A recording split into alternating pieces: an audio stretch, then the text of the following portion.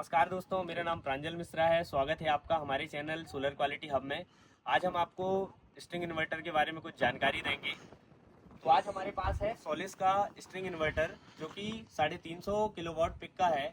इसके यदि हम डीसी की बात करें तो इसका डीसी इनपुट है 480 वोल्ट से लेके 1500 वोल्ट, और यदि हम इसके एसी आउटपुट की बात करें तो हमारा एसी आउटपुट है इसमें 800 वोल्ट। तो मैं इसके कुछ फीचर्स के बारे में आपको बताऊंगा, इसके डीसी सेक्शन के बारे में अभी आपको जानकारी दूंगा। तो ये हमारा जो है इसका डीसी सेक्शन है। तो हम यदि इसके डीसी सेक्शन में देखते हैं तो हमारे पास 16 एमपीपीटी इसमें दिए हुए होते हैं।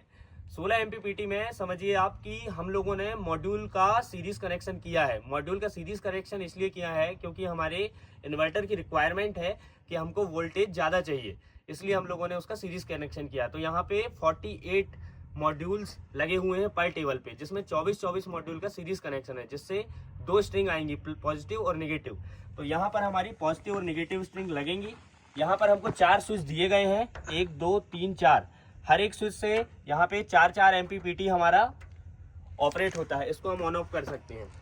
उसके बाद हम यदि अपने डीसी सेक्शन में जाते हैं, डीसी सेक्शन यदि हम देखते हैं तो इसमें हमको एक बस बार मिलता है जो कि पॉजिटिव और नेगेटिव रहता है, जिसमें आप समझिए कि 32 स्ट्रिंग्स इसमें कनेक्ट होती हैं, पॉजिटिव नेगेटिव। और भी यदि हम इसके कंपोनेंट की बात करें तो इसमें डायोड, कैपेसिटर, आईजीबीटी और फिल्टर दिया होता है।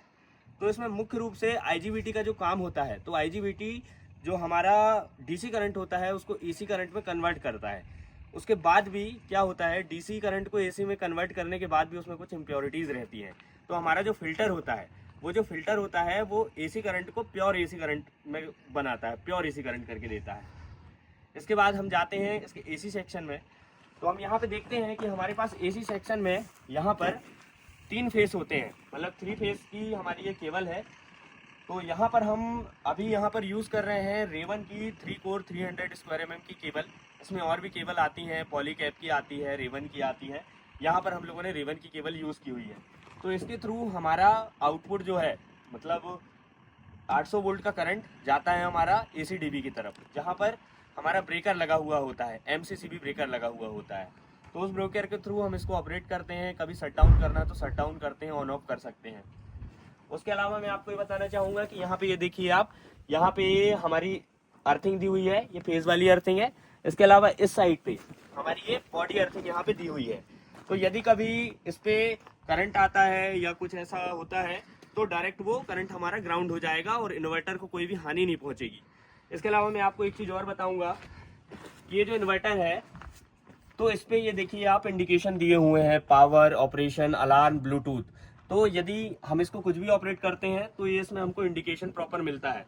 सबसे खास बात इस इन्वर्टर की ये है कि ये ब्लूटूथ के थ्रू किसी भी एंड्रॉयड या आईओएस डिवाइस में कनेक्ट हो जाता है, और उसमें हम एक एप्लीकेशन है हमारी सोलिस क्लाउड करके, उसमें पर्टिकुलर हर स्ट्रिंग की का कितना वोल्टेज आ रहा है, कितना करंट आ रहा है, या किसी स्ट्रिंग में कोई फॉल्ट है, वो हमको एप्लीकेशन के थ्रू पता लग जाता है, जिससे हमको मेंटेनेंस में काफ़ी आसानी होती है। साथ ही साथ इस इन्वर्टर में पीछे कुछ कूलिंग फैंस दिए हुए हैं। तो उससे क्या हेल्प है हमको कि यदि जब हमारा पीक आवर चलता है, जैसे 11 बजे से 2 बजे के बीच में, तो उस समय पे क्या होता है, हमारा इन्वर्टर पीक परफॉर्मेंस में होता है, ओवर हीट होता है, तो जनरेशन लॉस का चांसेस होते हैं। तो जब हमारा पीक आवर में जब ये बहुत गर्म हो जाता है तो हमारे फैंस इस पे कूलिंग का काम करते हैं और इसको जनरेशन लॉस से बचाते हैं। तो थैंक यू दोस्तों, यही थी हमारी इन्वर्टर को लेके वीडियो, जिसमें हमने सोलिस इन्वर्टर के बारे में पूरी जानकारी आपको दी है। यदि ये वीडियो आपको अच्छी लगी हो तो प्लीज़ वीडियो को लाइक और कमेंट करें और चैनल को सब्सक्राइब करें। धन्यवाद।